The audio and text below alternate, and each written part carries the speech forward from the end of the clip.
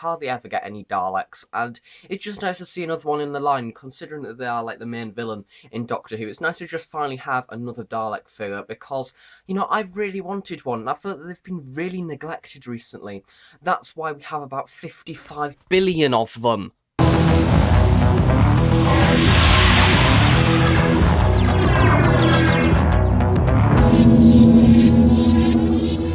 Hello YouTube, and welcome to another Doctor Who 3.75 review. Today I'm taking a look at another one of the Wave 4 3.75 figures, and this time it is the Supreme Dalek as seen in the Planet of the Daleks. Now this figure is a part of the sort of abandoned tagline of the Heritage line, which to be honest I just think isn't on the packaging anymore because it confused people, including me. But yeah, this is the box itself. Doesn't it look different? I lie. So at the top we have the TARDIS, we have the Doctor Who logo with Wave 4 and 5+. At the bottom we have the Supreme Dalek with Planet of the Daleks 1973 with some company information at the bottom. The box itself displays the figure quite nicely on its side, as you can see there once again in this rather weird mould shape which I don't understand. And on the back of the box, you guessed it, we have the Doctor Who logo, that TARDIS thing, that Dalek thing, and some more beautiful figures. Don't they look beautiful? Some Daleks, some Cybermen and the Doctor, which is pretty much the formula for any 3.75 wave. And then on the bottom we have some company information. This Dalek is in fact a little bit different, which haven't I said that many times before? Ha, I'm going mad, just very slowly.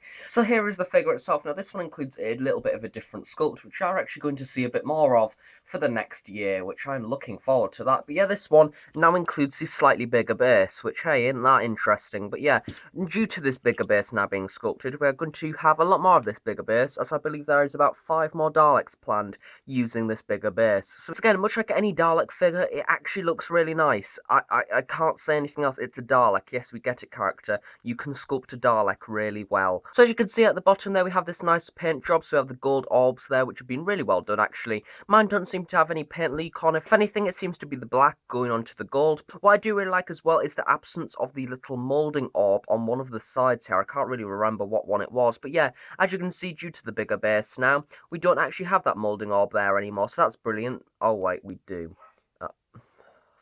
Goodness sake. Things have been actually detailed very nicely. As you can see, once again, we have the detailing of the black mesh there, which has been done really well. And in between these, we have the golden slats. Once again, these have been done quite standardly. They're just some gold banding things with 2 screws down the middle. Once again, this has been done really well, much like how it is in the actual series. Once again, around to the front there, you have the mesh and things. I can't fault that. It is some really nice detailing. Weaponry's been done nicely as well. As you can see, we have the boxes to the side, along with the circular piece in the middle, which I believe is accurate to that of the Dalek seen in the story. It's the same sculpt as any other classic Dalek figure. This time it has been painted though in the silver design, which is nice. Once again, I don't know if that's really accurate or not. I believe it's the same on the 5-inch figure. Manipulator arm has once again been done exactly the same to the other 3.75 Dalek figures. This is the classic version, so as you can see, you have the silver there, and then we have just the black bit at the top. No detailing on this, unlike the modern day style of Dalek. But moving up to the barrel of the Dalek, and we have something new. Yay! As you can see, it's an entirely new sculpt, which no doubt we're never going to see again. So if you want a Dalek that's actually different, this one in fact has an entirely different sculpt that hopefully won't be seen again, otherwise that'll probably be classed as inaccurate. But yeah, I do believe that this is the only Dalek in the history of Doctor Who to include this barrel style of design. As you can see, it's basically the same to the other versions, but just simplified down. So as you can see, you have the 3 discs there, which have actually been painted once again rather well. We have the gold paint there, and then we have the black barrel in the middle. This has just been painted in a black colour, but this time no detailing whatsoever has been given to the mesh or anything, because there isn't any. It's just sort of a black thing in the middle. We have a bit of a scratch there, unfortunately, and then we also have that thing at the side, which once again is the same on the other figures. But yeah, I just don't understand these moulding lines and stuff. It would be very nice if I could get rid of them. But yeah, not really too much to talk about really on this entirely new piece, but yeah, it's still nice that they've done it. Once again, the same thing applies for the dome. We do have a bit of a difference in here, which is rather nice. I do believe the actual design of the dome itself is exactly the same. It's just the things that have been added on. As you can see, we have the bulbs there at the top. We have the Dalek with the biggest bulbs in Doctor Who history.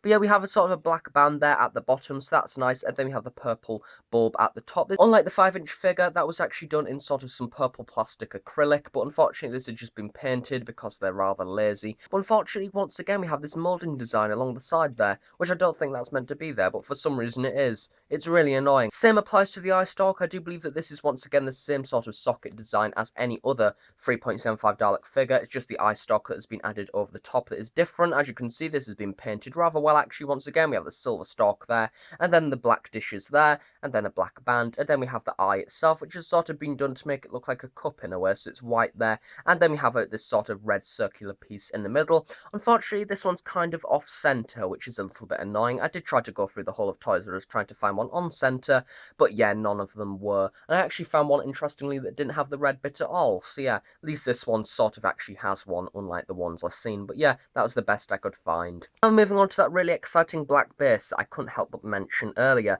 Yeah, this basically makes the Dalek taller on that, and it's just black. It's been painted in sort of like a matte paint as opposed to the sort of glossy paint as seen on the skirt of the Dalek.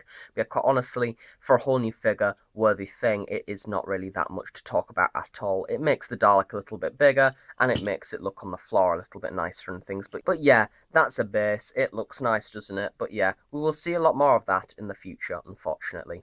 Moving on to articulation, now we have a bit there actually, so we have the ball joint there at the manipulator arm, we have the ball joint there at the gun, you guessed it, we have up and down at the eye stalk, 360 at the dome. Mine's rather stiff though, that does need to be sort of fixed, but yeah, that then sort of the caster at the front lets it move and stuff, so if you actually play with these, that's a fun feature. Going into a size comparison, now when comparing all of these Daleks together, it is actually rather accurate, but when compared to the wider scale with the other figures, that's when it goes a little bit iffy. But yeah, as you can see, overall this new base just about sets this classic Dalek around the same size as the 2005 Daleks. The bulbs might in fact make it just a little bit bigger, but then when comparing this to a classic Dalek, as you can see, it is just about the dome bigger. So yeah, it is actually rather accurate in that respect, but when compared, as I said, to the wider figures, these Daleks overall are just generally too small, and that is the sort of issue with these Daleks all along. But hey, don't fix it now because we've got like 24 of them, and I can't be bothered to sit through 24 bloody reviews again. And then finally comparing this to the rather rare Dalek Collector Set 1 Supreme Dalek from the 5-inch line.